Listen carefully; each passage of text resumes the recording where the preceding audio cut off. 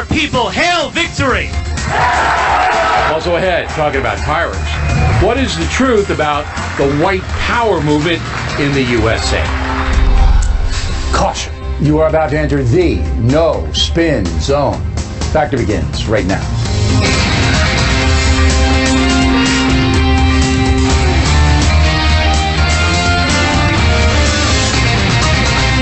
Hi, I'm Bill O'Reilly. Thanks for watching us tonight. Busy program for you.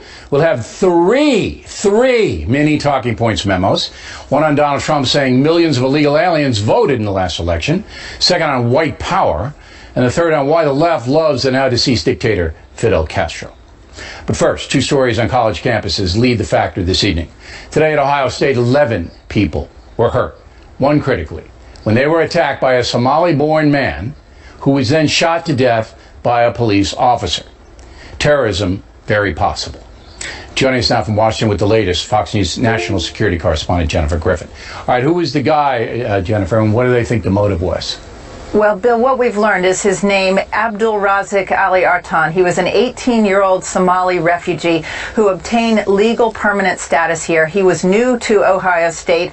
The authorities there say this was his first semester there. They say they have a video of him driving onto campus and plowing into the students as they left the hall there. Then he got out of his vehicle wielding a knife, and if it hadn't been for Alan Harujko, a police officer who had been called nearby to a gas leak, he is the one who shot and killed the 18-year-old Somali, and he would have done a lot more damage if he hadn't done so. Is he an Ohio State police officer? I know there are a lot of police. He's an Ohio State guy?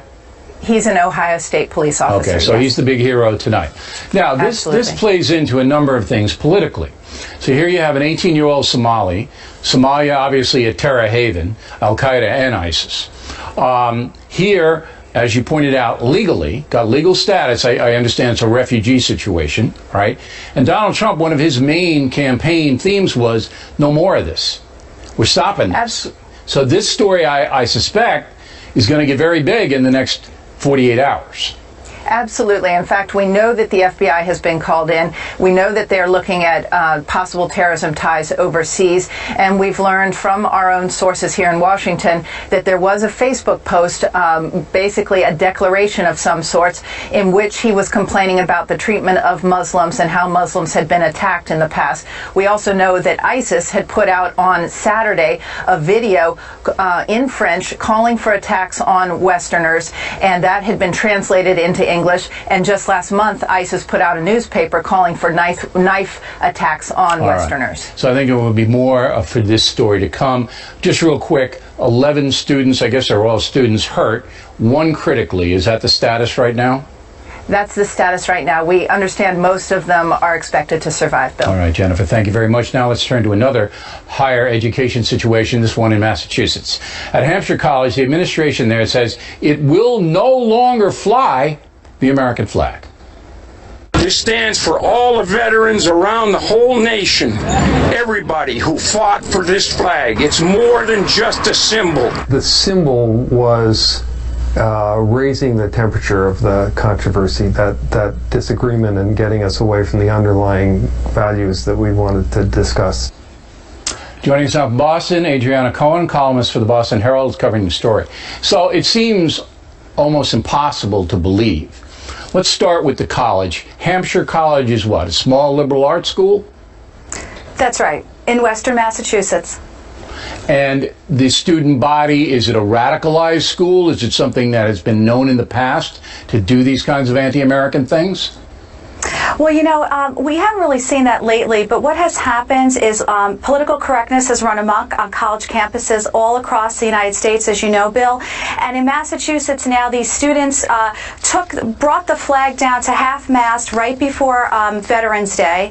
Then someone burned the American flag. We presume it was students the day before Veterans Day. And then the school replaced the flag on Veterans Day and flew it high. And then they cowardly decided, the president and school officials decided to take the flag down and ban the American flag permanently on campus, which is a complete disgrace and outrage. Does this have anything to do with the election of Trump?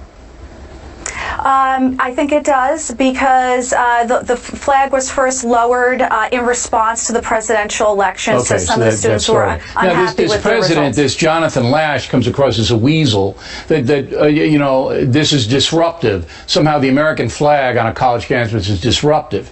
But to me, he just cut the college's throat, because alumni donations on which these colleges depend, particularly a small place like Hampshire, they're going to dry up. I mean, this is not going to go over well. Radical students not going to give any money anyway, and the students who are well off are going to go, you know what, I'm not going to do that. I'm not going to support that. Has Lash been challenged at all? Yes, absolutely. So just yesterday, thousands of people from all over protested the banning of the American flag. There was a rally on campus, a peaceful. Many veterans came, and they expressed this is just disgraceful, totally dishonoring our veterans and what our flag stands.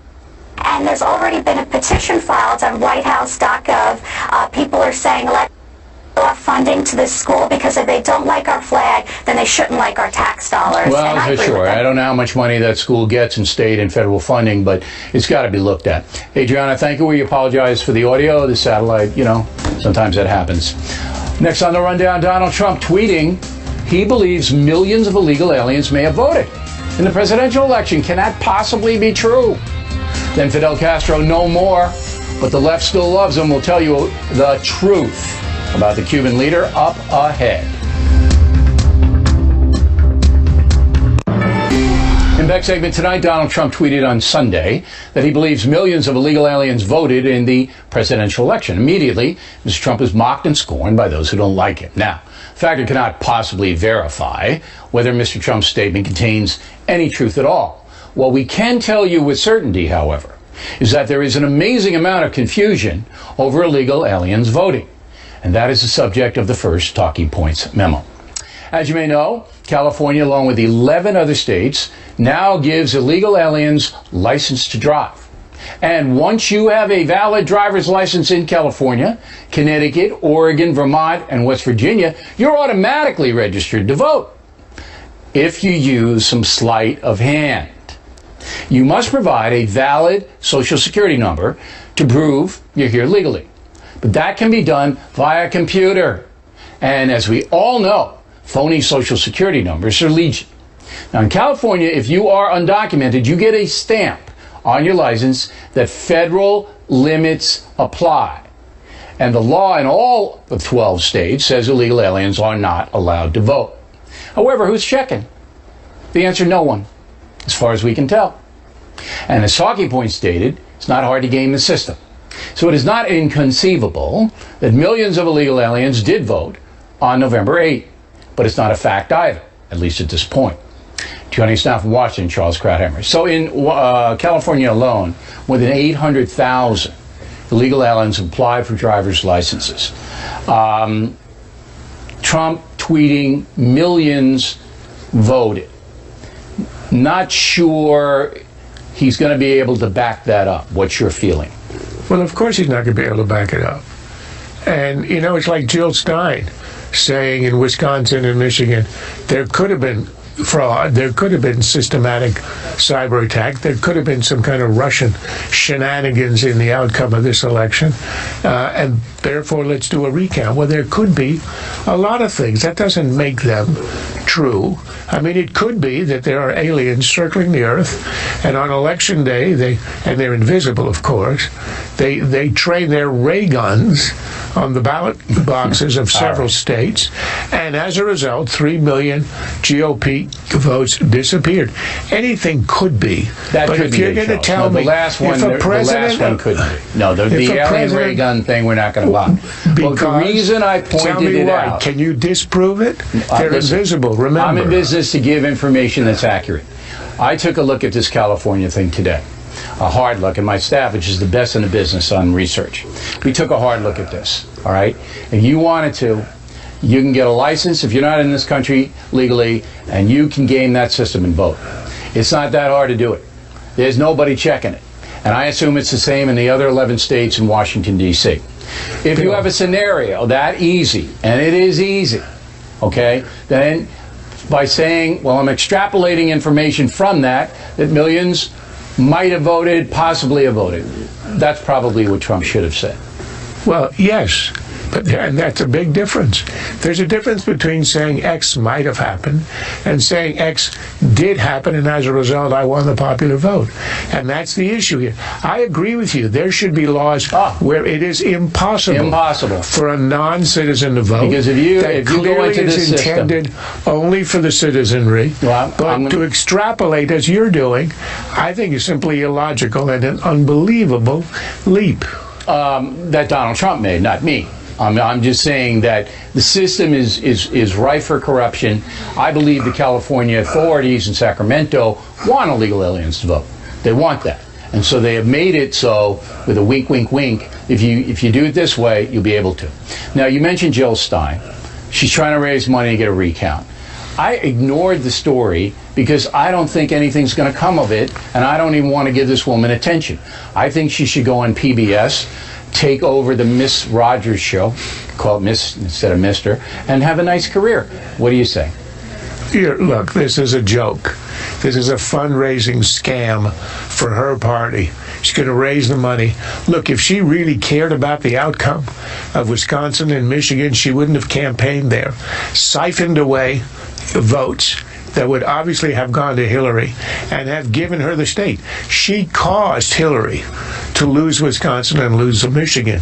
If 1/15 of the people who supported her in the election had gone to Hillary in Michigan, Hillary would have won the state. Yeah, that's very interesting. If 1/4 of those who'd gone to her in Wisconsin had gone to Hillary, she would have won. This is the Ralph Nader of 2016 now cashing in on her sabotage. But it's not, I think what people want to know from Charles Krauthammer is it's not going to have any effect on anything. Zero. No effect. Okay, finally. We have the debate about Electoral College and popular vote. We reported before the Thanksgiving break that in California alone, Hillary Clinton won the popular vote by more than 3 million. Okay?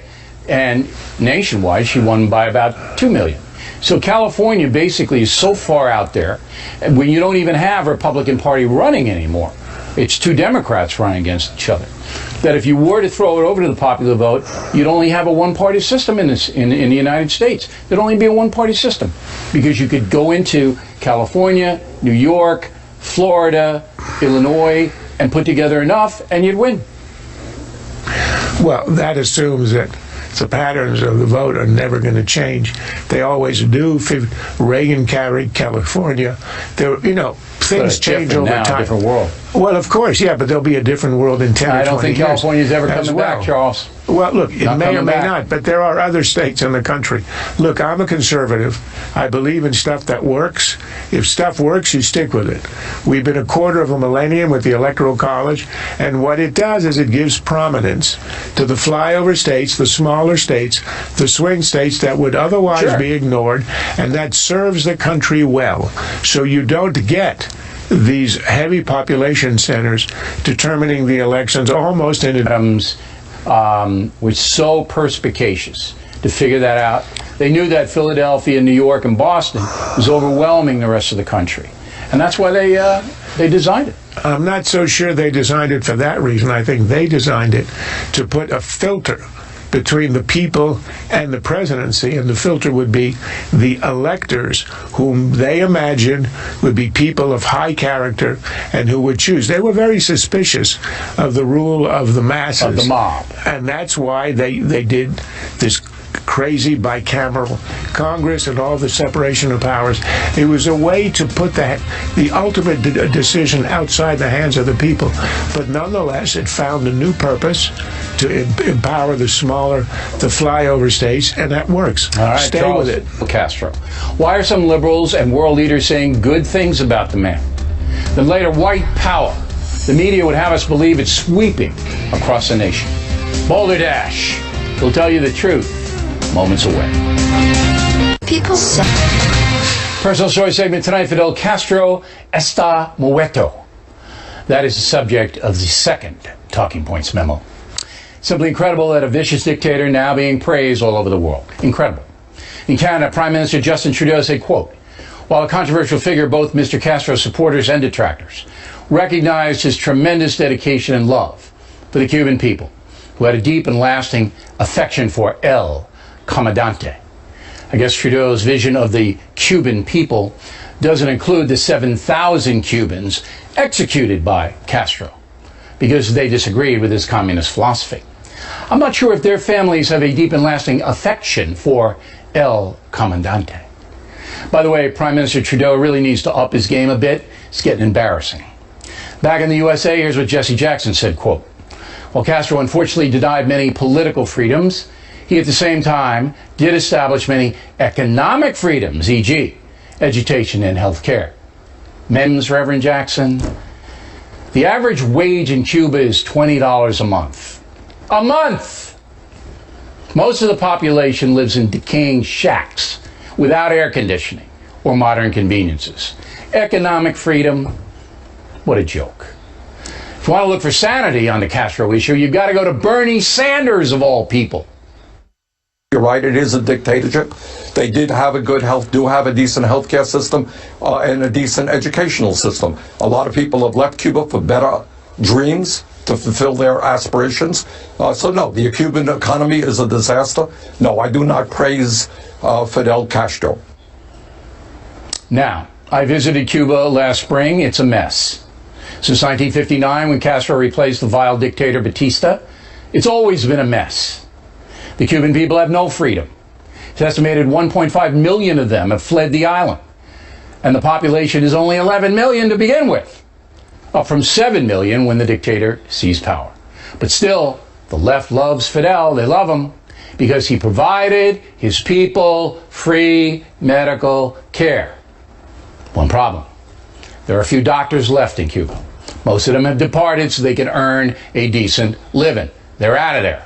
And if you go to the hospital, forget about even having sheets on the beds. So why then are some lionizing Fidel Castro? Joining us now from Miami, Augusta Maxwell, lawyer and expert on U.S.-Cuban relations, was visited Cuba about 50 times. So where am I going wrong here, Mr. Maxwell? I don't think you are. I think one of the frustrations for myself as a Cuban American in Miami was the way that people either on the right or left romanticized or overestimated the role of Fidel Castro. It's one of the reasons Miami so embraced Ronald Reagan when he came here in the 1980s and kind of spoke our frustrations with the Castro regime. All right, so you had to get out of there, right? You and your family had to get out of there. What high school did you go to in Miami, by the way? I went to Columbus High. Okay, I taught at Pace High. I taught high school at Pace, which is right up the Palmetto from Christopher Columbus, where you went. And you know what my Cuban students, about 60% of the school was Cuban, taught me? You know what they taught me? Because I met their families and their parents, of course. That were some of the hardest working people on earth, all right, who turned Dade County into a unbelievable economic success. And then you go 90 miles and you see decay and people sitting around and nothing works. So why then do you hear, in your opinion, these left-wingers primarily, although Sanders was honest, say that he was such a great guy? Well, because I think there's public consumption in a lot of countries that respect Fidel Castro. I think that people in Latin America and Europe have domestic constituencies that are kind of left-wing and liberal and admire Fidel. Well, why would a guy like Trudeau, Justin Trudeau, the Prime Minister of Canada, who I don't believe knows anything, all right, and I could be wrong, I don't know him, but based upon, this guy looks like a camp counselor to me. Anyway, get my cheap shot in.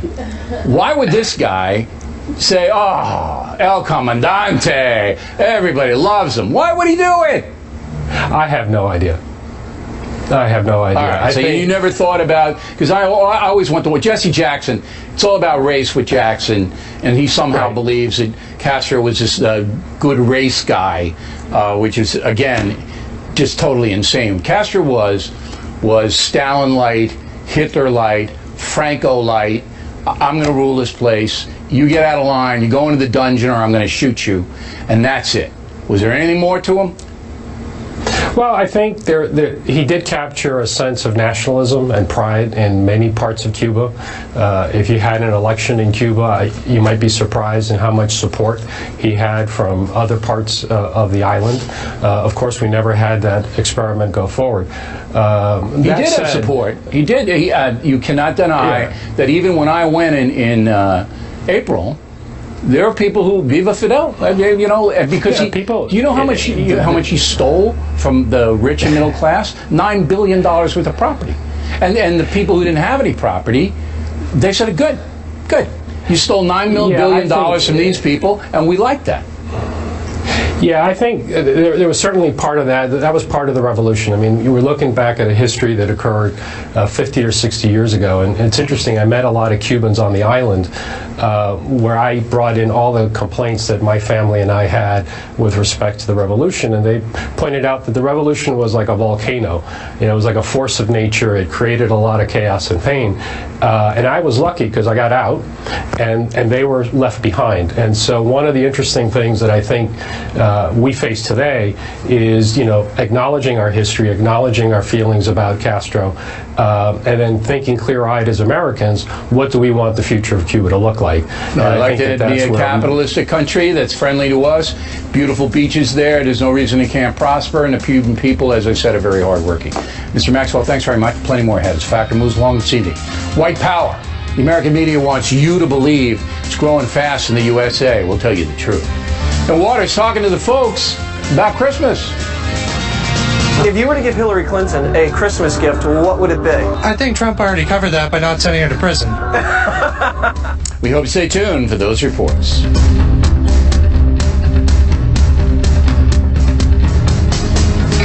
Campaign 2016 segment tonight, creating a mythological situation. That is the subject of the third Talking Points memo. The liberal press furious that Donald Trump won the election, so now they're putting out absurd storylines. Those who voted for Mr. Trump. The top one is that somehow the white power movement is gaining momentum in the USA because of Trump. You may remember that on November 19th, about 275 hapless nuts showed up for a white nationalist conference in Washington, D.C. 50 reporters were there to greet him. Let me give you that again. 275 morons covered by 50 journalists. That meeting got more press than a Louis Farrakhan rally ever has. And the minister routinely draws thousands of people to hear him say things like this. Everywhere the white man has gone, his nature drove him to kill. Kill the brown, kill the red, kill the yellow, kill my own white brother, and kill the black, and make sure that the black never rise again. And hell followed. Everywhere he went, hell followed. Now, Talking Points is not suggesting the media cover Farrakhan. That soundbite is simply to illustrate the extreme rhetoric is not unusual in a country of more than 330 million people. It happens all the time. Now for some stats. According to the FBI, in 2015, there were about 1,200,000 violent crimes committed here in the USA. The same year, there were less than 6,000 hate crimes reported. I mean, come on. Does that sound like an epidemic of hate-driven violence to you? Does it? And then there are the folks who voted for Trump and whom the media are trying to make into some kind of fascist cadre. Bret Baier had a very fine special called The Trump Revolution, where everyday Americans got their say. Let everybody go to Mexico, we're not going to have any jobs for our grandchildren. I think everybody's just mad, and they got fed up with the government letting things like this happen. I appreciate any candidate that's going to do more to keep jobs in America. That doesn't exactly sound like a Nuremberg rally, does it? Yet folks like those are routinely demonized by left-wing media as racist or whatever. The truth is, there is no substantial white power movement in this country. Donald Trump won the election because of economics. But the press will never tell you the truth. Instead, They continue to brook rubbish. There was a time when people would at least keep these thoughts to themselves, and the thing that is so absolutely frightening since the election of now President-elect Donald Trump is that we are seeing Americans all over the country and people all over the world normalizing hatred, bigotry, racism, anti-Semitism, religious freedom. People are completely against it, and we don't bat an eye. Now, that statement is completely insane and irresponsible. And no serious news agency should foster something like that. Summing up, the press is trumping up, pardon the pun, a white power movement storyline that simply doesn't exist. It's vile to suggest that it does. Individual nuts are everywhere. Assigning them status is grossly dishonest. I am so tired of this, I can't tell you. And that's the memo. When we come right back, we'll have reaction to that talking points. Then Waters ginning up Christmas. What would you give Trump for Christmas? Probably nothing, because I think he has it all. You know what I mean? So he has everything. So maybe he should give me something for Christmas. The Factor will be right back. O'Reilly Factor, the #1 cable news show for 16 years and counting. Continuing now, my talking points memo about the press trumping up a white power situation in America. Joining us from Boston, Marianne Marsh, from Washington, Katie Pavlich. So your reaction to the memo, Katie? Well, first of all, I think it's really important to go back to some of the numbers that we saw coming out of this election. Donald Trump received nearly 3 times the votes from Muslim Americans than Mitt Romney did. He also received more Hispanic votes than Mitt Romney did. And African American voters stayed home rather than going out and voting against him. So this idea that there's been a whitelashing of America isn't true just based on the facts of the numbers. The second thing is, because of these accusations have been repeatedly played by liberals election after election with the race card, the accusations then get watered down, and they do a disservice to actual victims of hate crimes and prejudice because nobody is actually taking the real situations seriously as a result of them constantly accusing people, not just certain groups, everyone who happens to disagree with them, of racism and bigotry. And so that does a disservice to people who are actually true victims of these crimes. Now, Marianne, were you surprised that 50 journalists showed up to cover 275 nuts a couple of weeks ago in Washington? Did that think that is a little out of proportion? Well, I'm always surprised when there are 50 journalists anywhere for anything. And certainly that spoke volumes, and you made your point. But what speaks to me is some of the statistics that have come out recently after Donald Trump's election. First of all, the New York City Police Department has reported a 400% increase in hate-related crime reporting. That can be 10 to 40. All right, I mean, come on, you can't cue raw numbers. Okay. We put the raw numbers up on the screen, and it's infinitesimal. Raw numbers, Massachusetts Attorney General's Office, 400 calls in less than 2 weeks on hate-related crimes reported. No, but this is spin. Yes. They advertise. No, that's a fact. They advertised in Massachusetts, where you lived. They advertised for calls. Okay, you didn't say that. No, they never had that. No, well, no. They first of all, yes, I am in Boston. I do live here. If you have been the victim of a race crime, call this number. I'm surprised it was just 400. With all the nuts at BU and the other colleges, it should have been 4,000. Mm-hmm. Okay, no, even Hampshire College alone.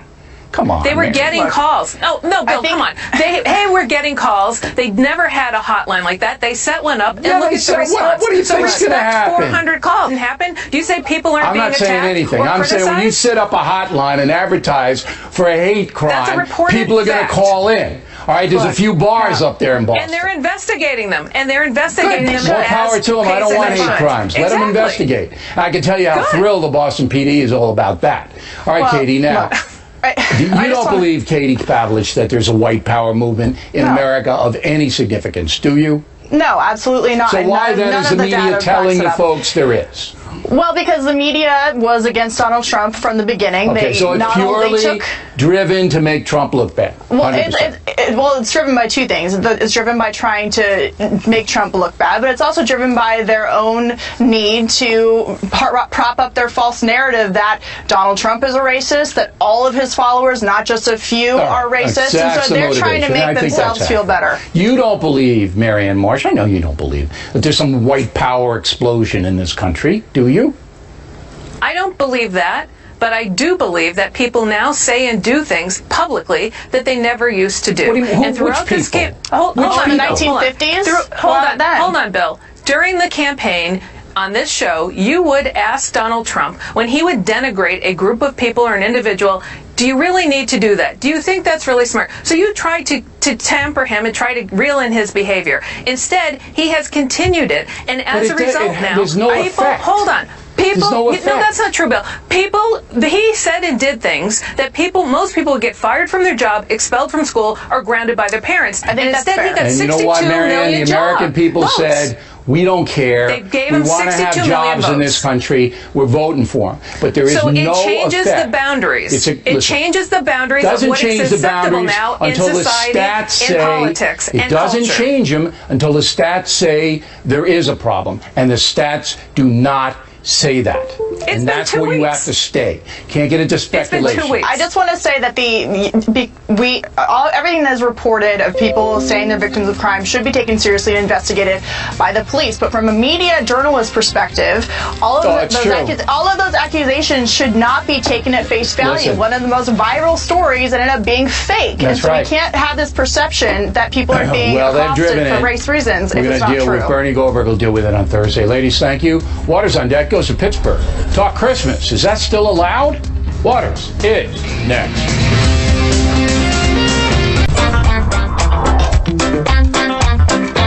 Do you say Happy Holidays or Merry Christmas? I say Merry Christmas, but I'm careful who I say it to. You don't want to offend anybody? No, I wouldn't say it on the bus. I'll turn this damn bus around. For Christmas, what do you think we should get Hillary? A new job. Maybe some tissues. Something nice, something to celebrate the holidays. Soap on a rope? No. It's a lot of nonsense. If you were to give Hillary Clinton a Christmas gift, what would it be? I think Trump already covered that by not sending her to prison. Merry Christmas, Hillary.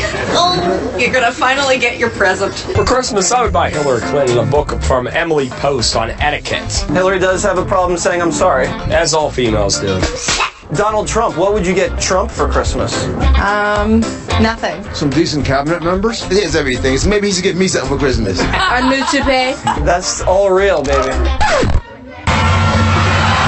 I'd get Trump a filter. Definitely getting coal. He'd stuff Trump's stocking with coal. I wouldn't do it personally, no way. That's a lovely accent you have. New Jersey?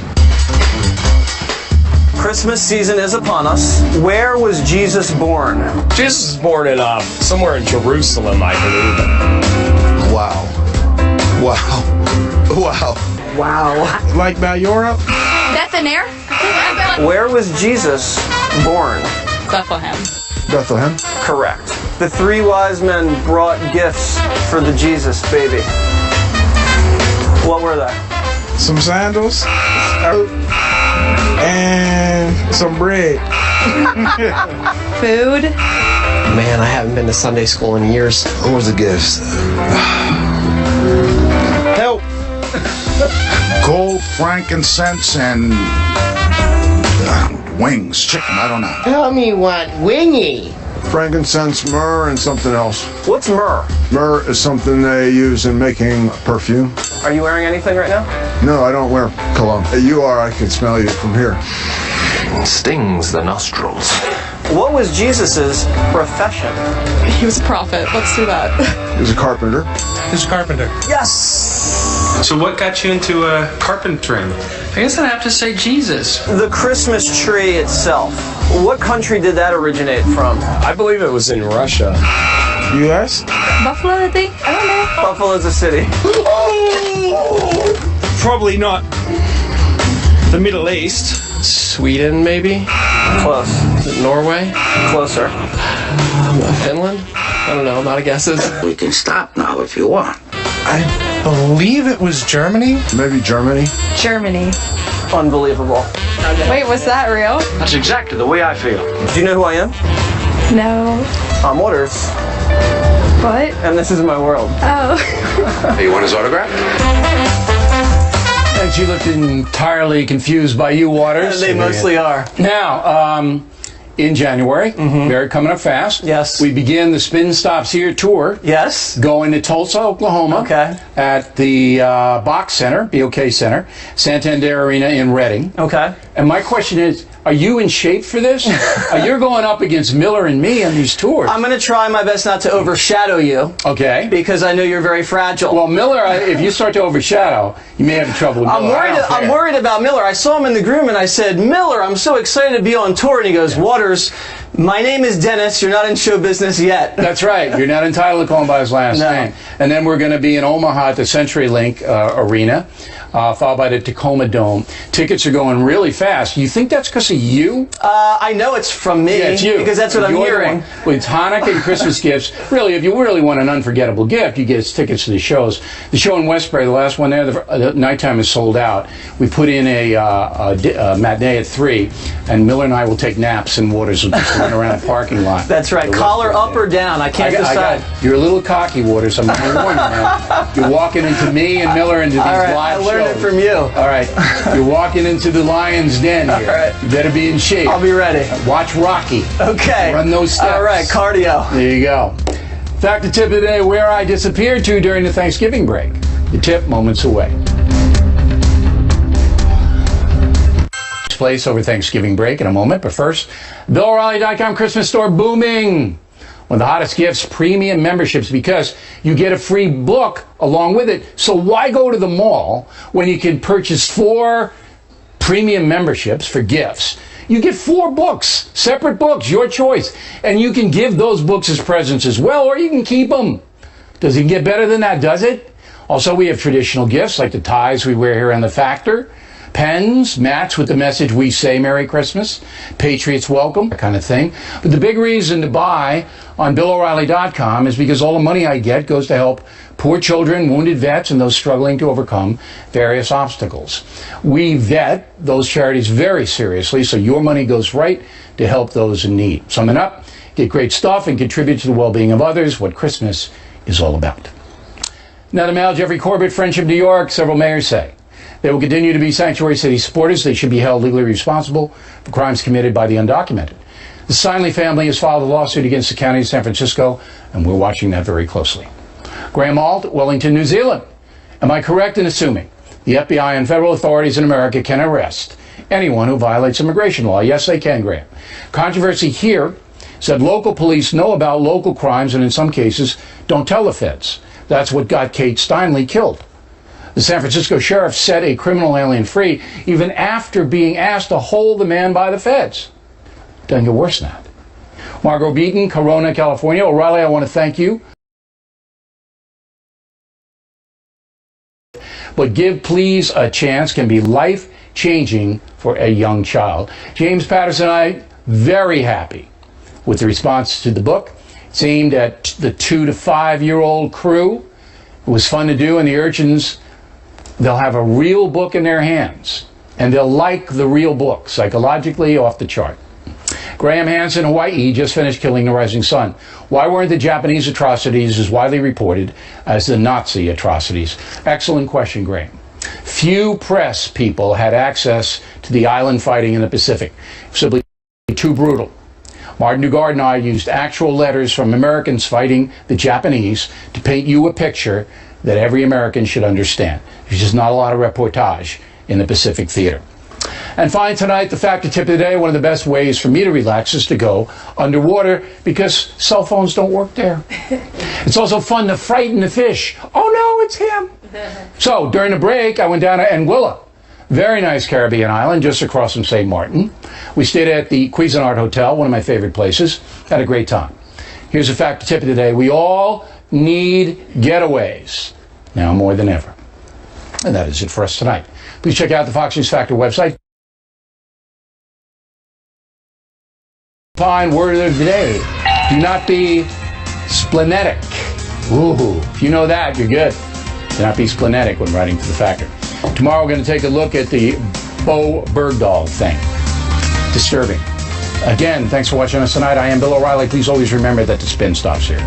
So we are definitely looking out for you.